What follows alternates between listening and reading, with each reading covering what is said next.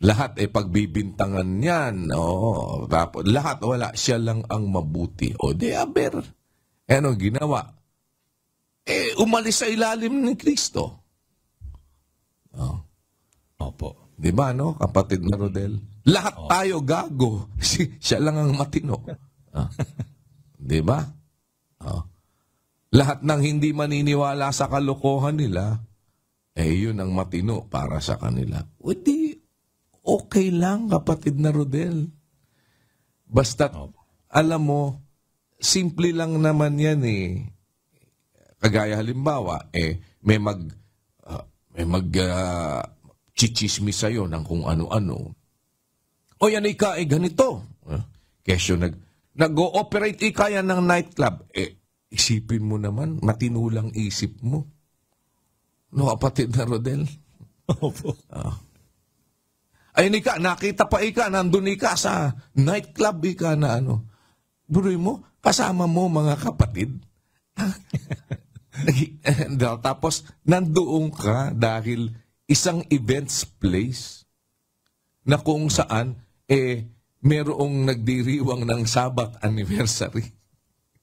Sinong matino ang kulokoy ng kapatid na Rodel, Opo, kuya. Ngayon, kung halimbawa, yung mga ganon na magpapaalog sa'yo, ay delikadong kaluluwa mo, kapatid na Rodel. Bakit? Opo. Kaya hindi lahat ng salita, pakikinggan mo Pag ikaw ngayon, tapos magiging bias ka, halimbawa kaagad na parang ang isip mo hahatulan mo yung kapwa mo dahil merong, hindi, dadalhin ka nun sa hindi maganda.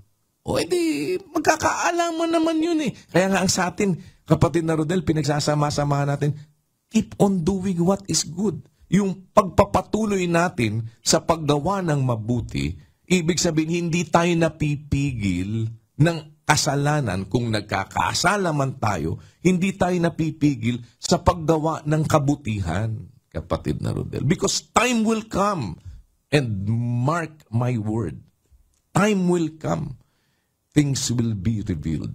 Maaalaala mo ako isang araw, kapatid na Rodel. Makikita mo.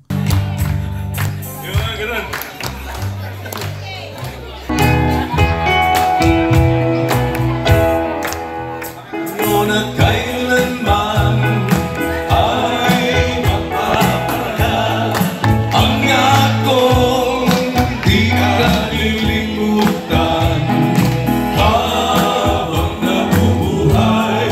Ang ikaw ay laging awitan.